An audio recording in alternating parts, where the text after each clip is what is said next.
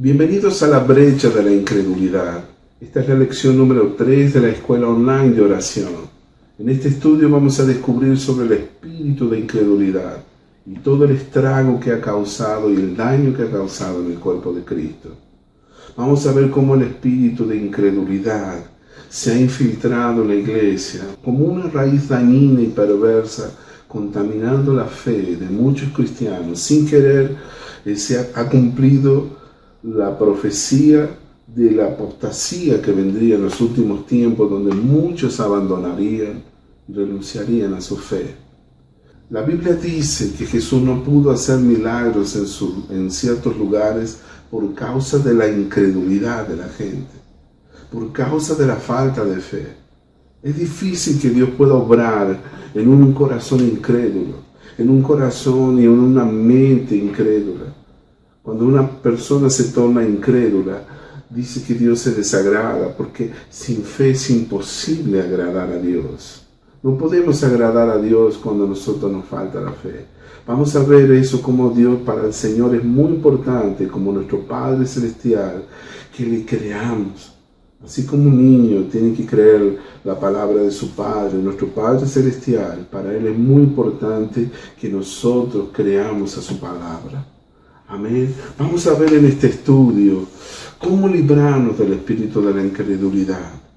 Y también veremos cómo la deuda que tenemos con el mundo de mostrar a una humanidad incrédula, a una humanidad agnóstica y escéptica de las cosas de Dios, el poder sobrenatural de Dios, el Dios de lo imposible, el Dios auténtico, verdadero y real.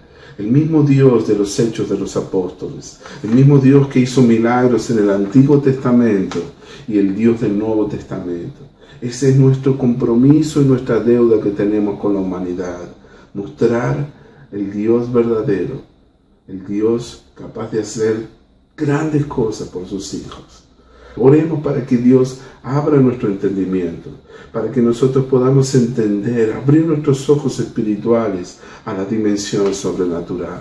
Di conmigo, Padre querido, abre mis ojos para que pueda ver las maravillas de tu ley. Abre mis ojos espirituales, Señor, para que tu palabra sea revelada en mi vida.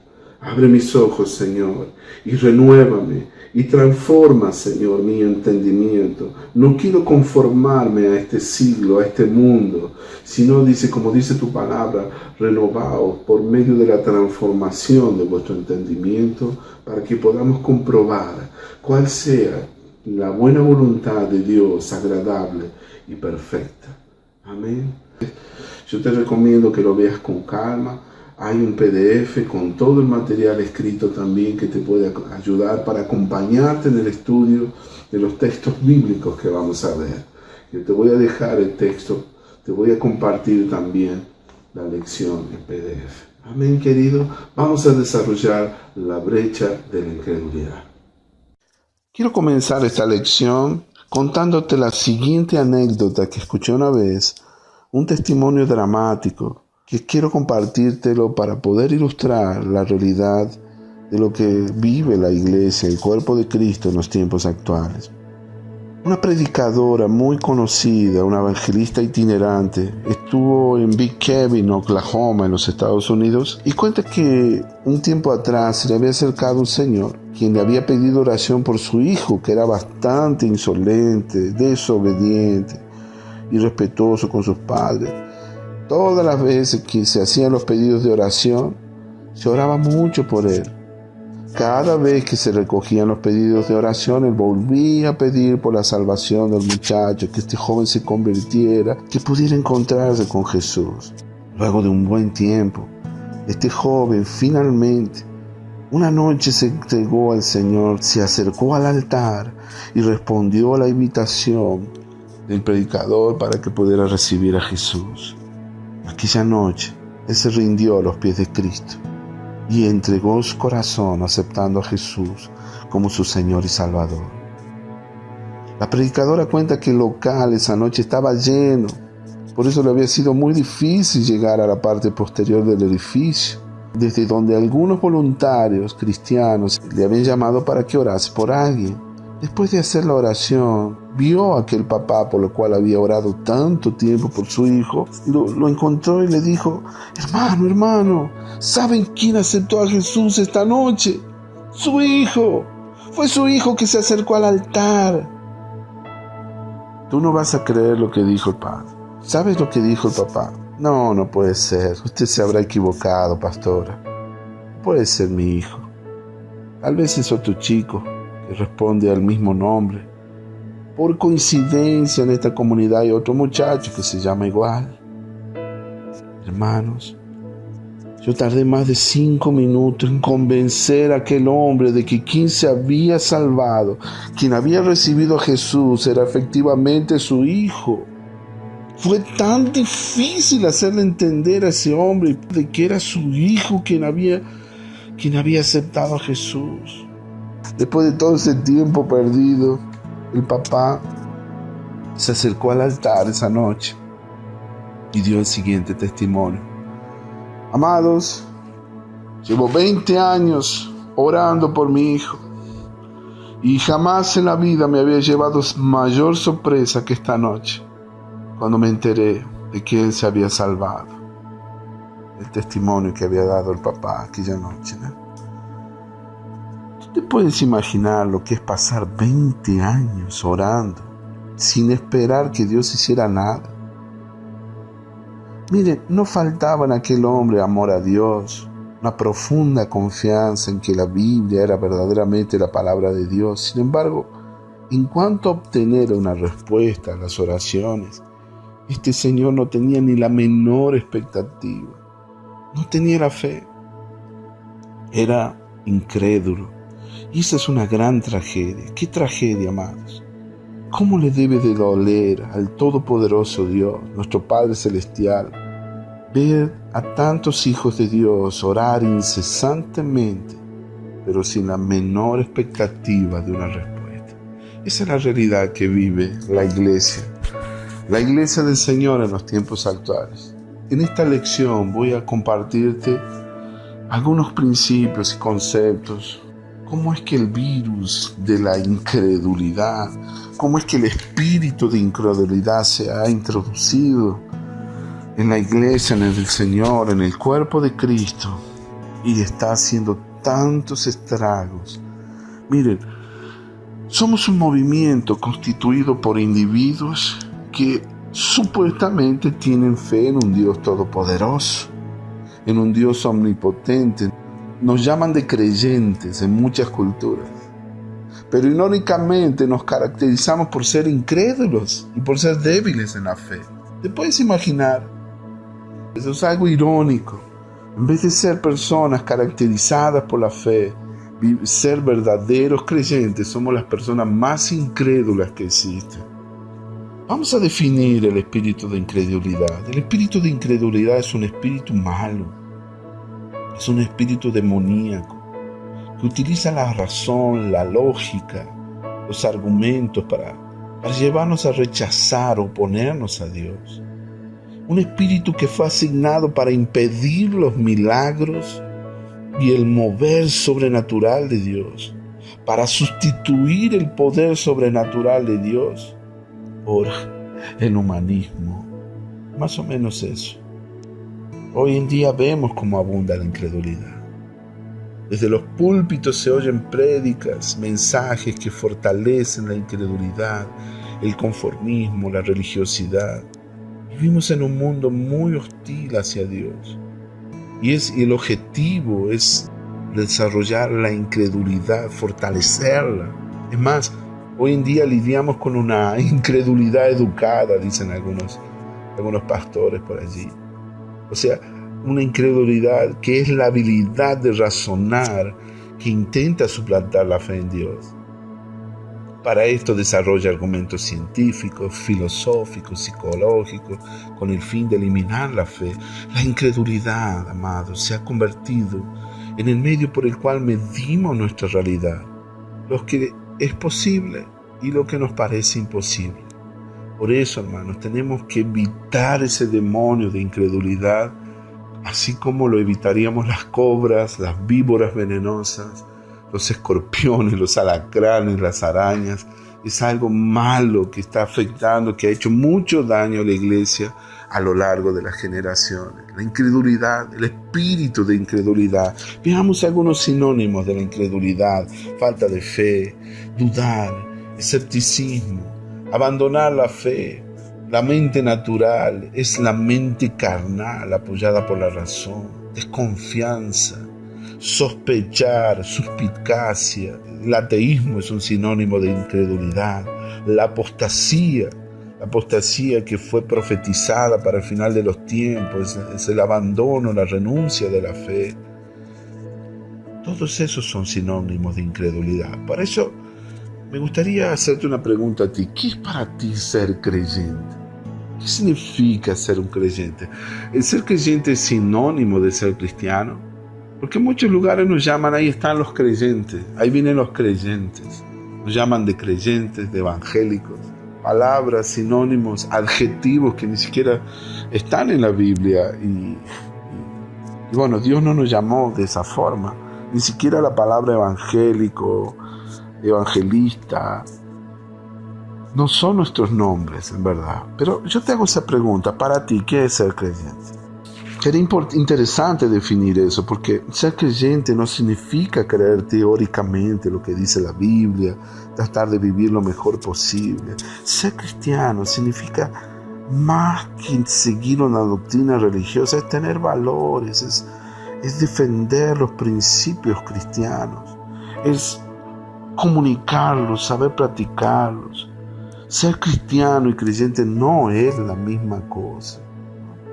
Hablábamos sobre lo que era el cristianismo en la lección anterior. Hicimos una definición de que el cristianismo no es una religión. Y varias otras cosas que no me quiero salir del tema. Hoy tenemos mucho material para compartir. Por eso quiero enfocarme en la definición sobre el tema de la incredulidad. Creo que tenemos una deuda al mundo. El cristianismo tiene más de 2000 años de existencia, pero sin embargo no llega ni a la tercera parte de la población de la humanidad. Te voy a dar un ejemplo práctico. Como la Coca-Cola, cuando se inventa este producto, tenía un sabor muy característico, y eso hizo que se propagara por el mundo entero. Hoy tú ves la Coca-Cola en todos los países de la tierra. En cada ciudad, en cada pueblo, en cada nación vas a ver un producto de Coca-Cola. ¿Cómo hicieron ellos para poder expandir un producto con una velocidad tan grande? Hoy la humanidad entera, tú hablas de Coca-Cola y todo el mundo sabe lo que es esa gaseosa, ese producto. Dice que no es saludable para el cuerpo. En realidad, esa es la verdad, es un producto que no tiene nada de saludable para el cuerpo. ¿Qué me dices de Facebook? Que tiene ni siquiera 15 años de existencia, menos de 15 años, y ya cuenta con más de 2.200, 300 millones, ya perdí la cuenta, no recuerdo bien la cantidad de usuarios que tiene en el mundo entero. Es una de las redes sociales más conocidas. En pocos años se expandió tanto esta red social que llega a asustarte. ¿Qué me dices del islamismo? La religión musulmana es la religión que más crece en el mundo entero. Hoy en día llegan a más de 1.800 millones de fieles seguidores de la fe musulmana. ¿Qué pasa con el cristianismo? ¿Por qué avanza tan lentamente? ¿Por qué no crece? ¿Por qué existe tanta necesidad de conocer al Señor Jesús en regiones remotas?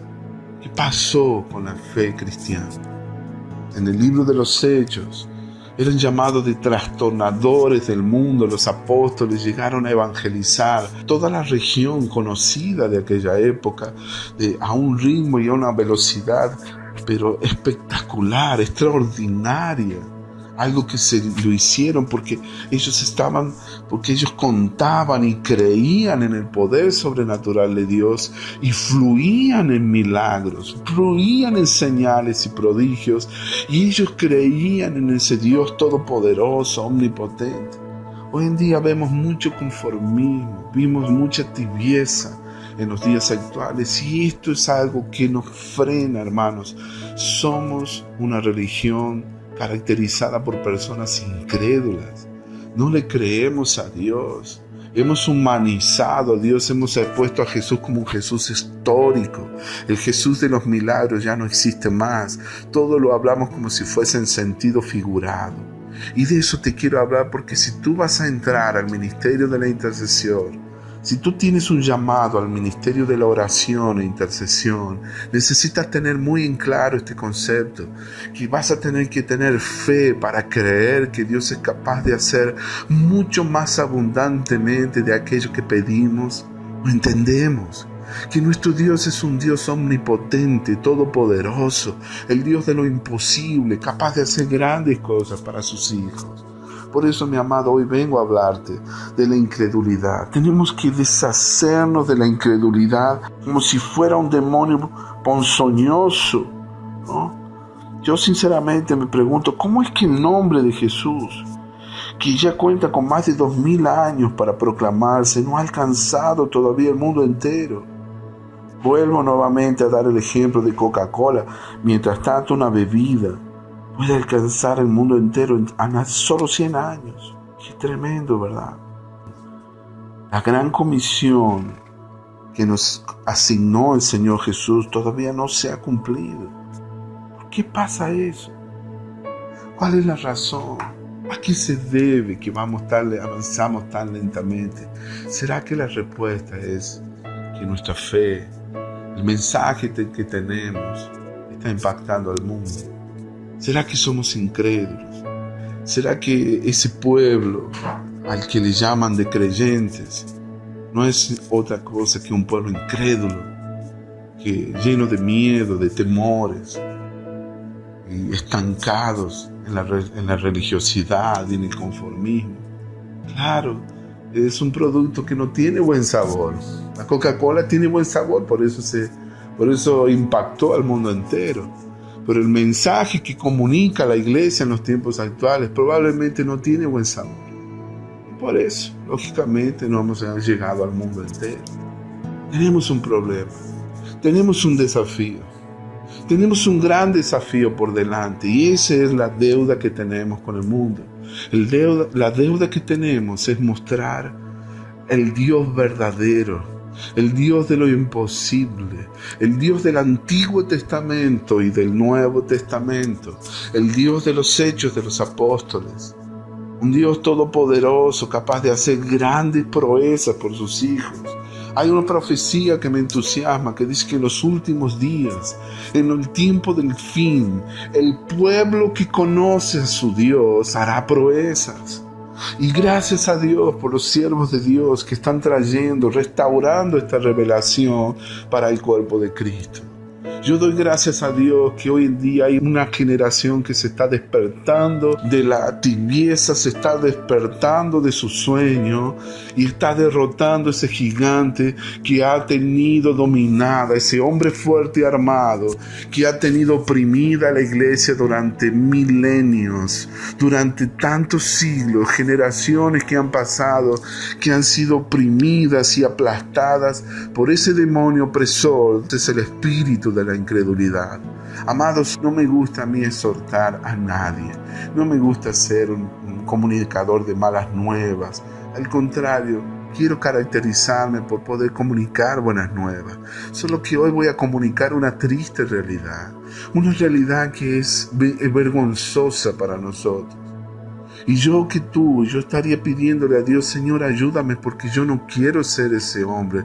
Yo no quiero estar incluido en esa estadística de esa masa incrédula de creyentes que son una piedra de tropiezo para el mundo entero. No, Señor, yo quiero estar entre los pocos, esos pocos que se están levantando en los tiempos actuales, en los tiempos del fin, que le cree a Dios y que está saliendo con la luz poderosa de Cristo a iluminar este mundo en tinieblas, iluminando con las grandes obras que Dios nos ha mandado a hacer. Infelizmente, en mi caso personal, debo admitir y confesarte que yo aprendí muchas cosas maravillosas de la Biblia, pero en esta cuestión Ha habido una mala teología que me ha hecho mal, que me ha afectado. Y también caí en esa incredulidad, como la mayoría de muchos creyentes en el mundo entero. Recuerdo una vez, en un evento, en un congreso que sucedió en la provincia de Córdoba, el apóstol Lucas Márquez de Chile, un hombre de Dios que influyó mucho en mi vida. Recuerdo que nos llevó a la reflexión y nos hizo tener que admitir una triste realidad.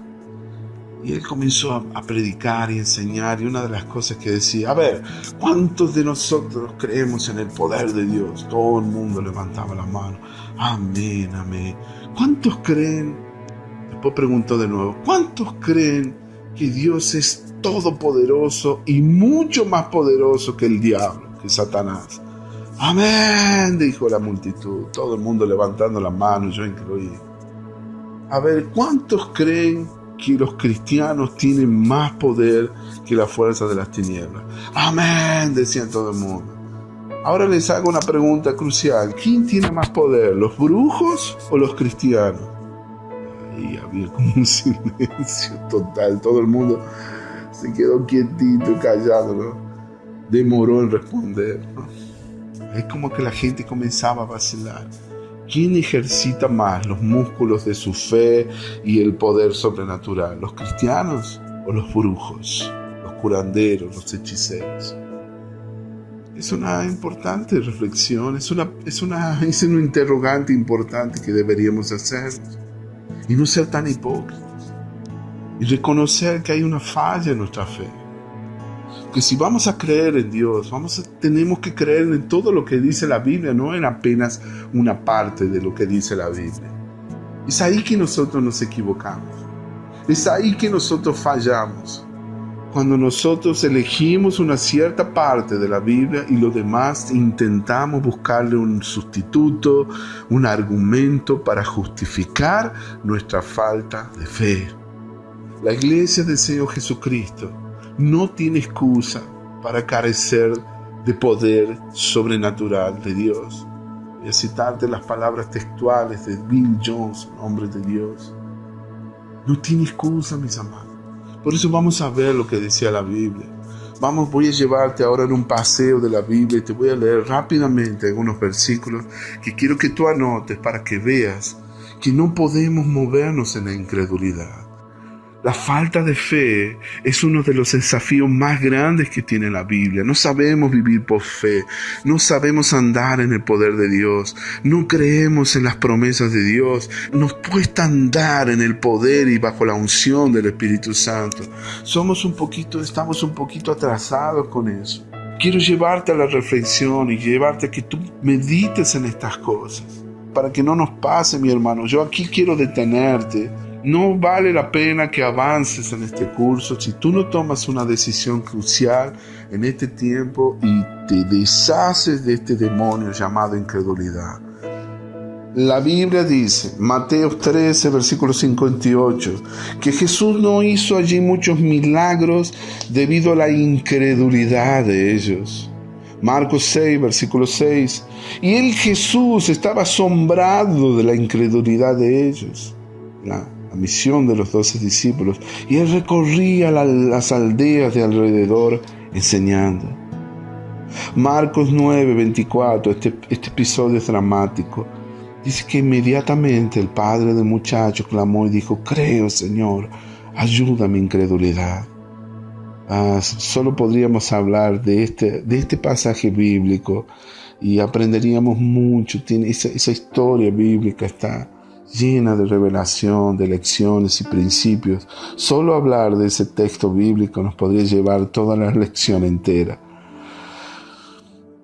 Marcos 16, versículo 14. Finalmente se apareció a los 11 mismos, estando ellos sentados a la mesa, y les reprochó su incredulidad y su dureza de corazón, porque no habían creído a los que lo habían resucitado. A los que lo habían visto resucitado. Marcos 16, 14. Juan capítulo 7, versículo 1, la palabra de Dios dice: después de esto andaba Jesús en Galilea, pues no quería andar en Judea porque los judíos intentaban matarlo. Esto habla de la incredulidad que tenían los hermanos de Jesús. Puedes leer la historia en Juan capítulo 7, versículo 1.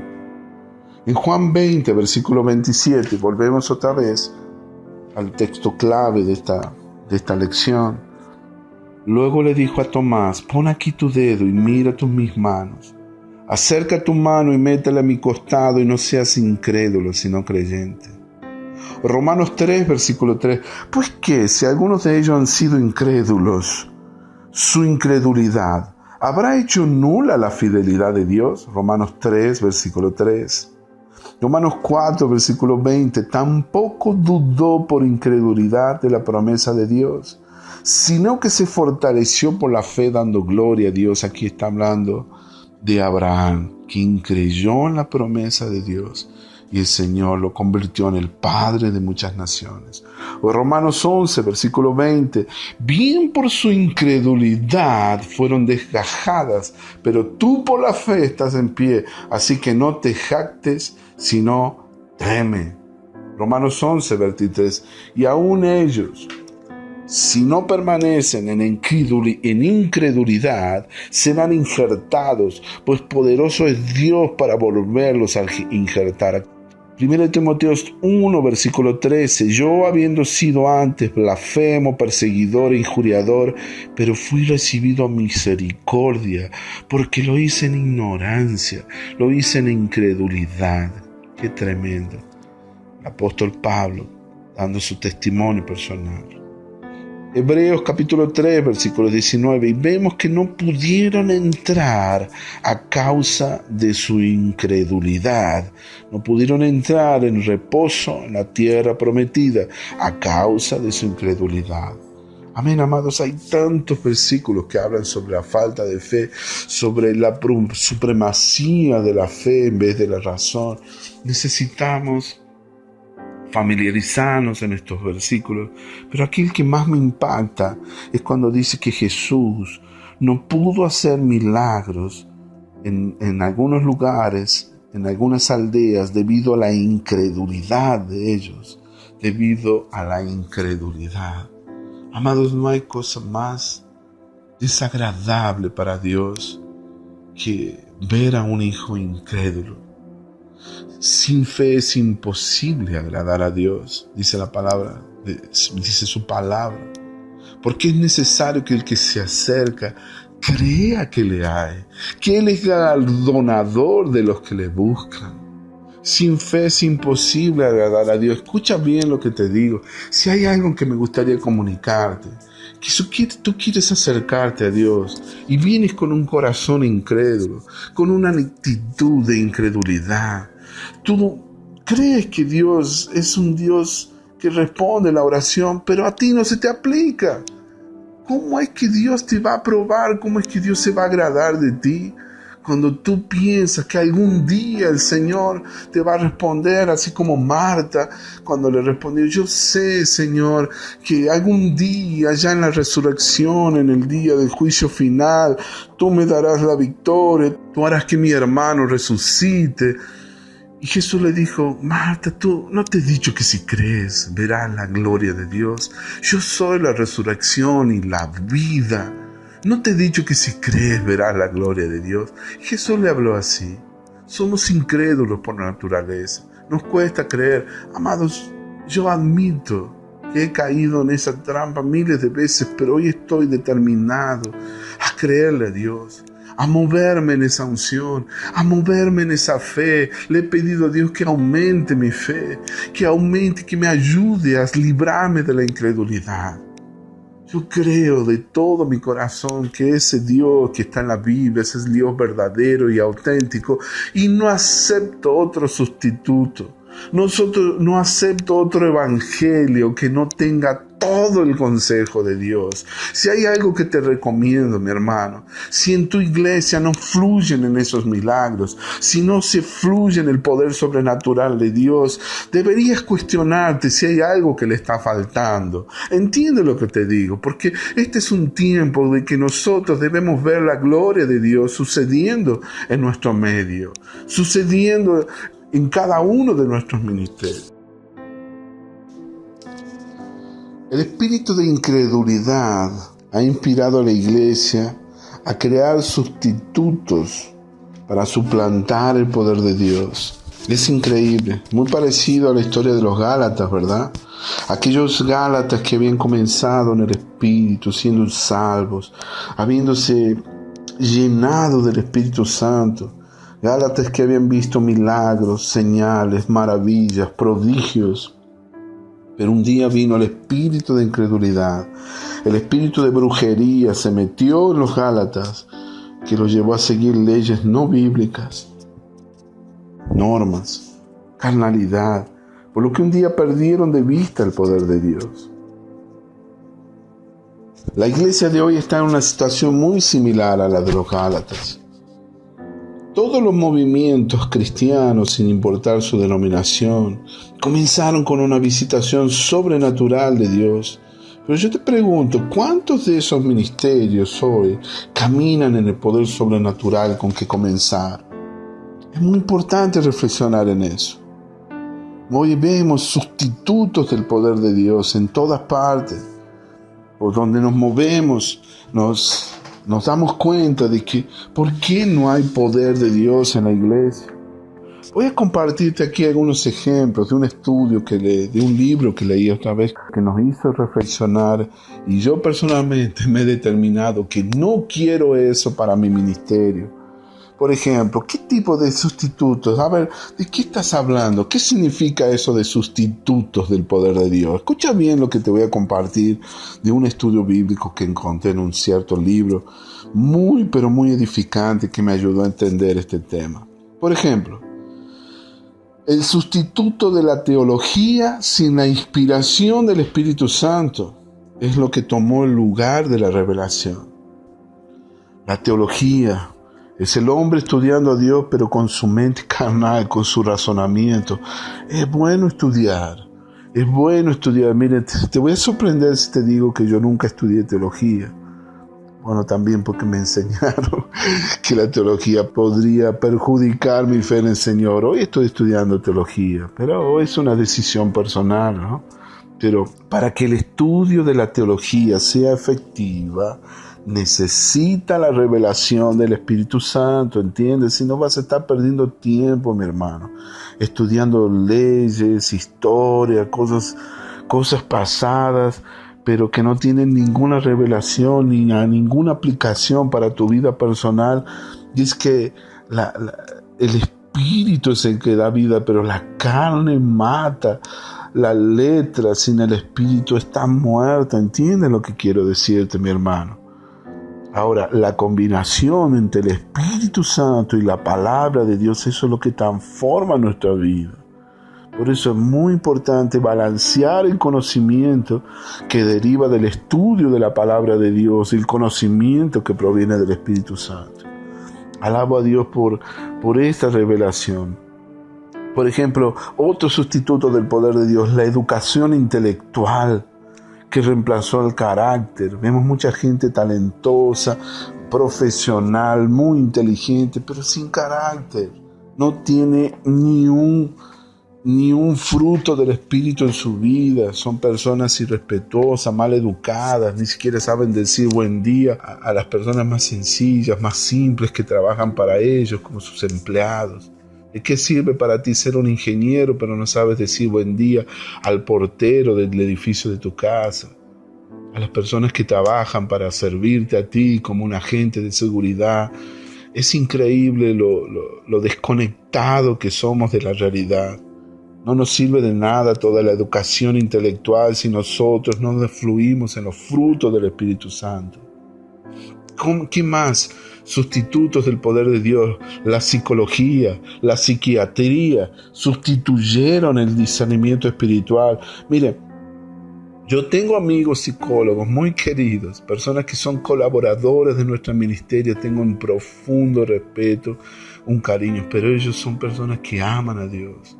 Tengo amigos intercesores que son psicólogos en nuestro grupo y yo tengo un amor y un cariño muy especial. Ese tipo de personas yo me saco el sombrero delante de ellos y tengo un profundo respeto. Ahora lo que te voy a hablar, para que tú entiendas lo que quiero decir. La psicología, la psiquiatría, es la ciencia que estudia la psiquis del ser humano y todas las enfermedades conectadas a ella. Pero Dios nos ha dado discernimiento de espíritus para encontrar la solución de los problemas, la raíz de los problemas. Ahora, nunca vamos a poder solucionar problemas espirituales con estrategias y métodos psicológicos, psiquiátricos.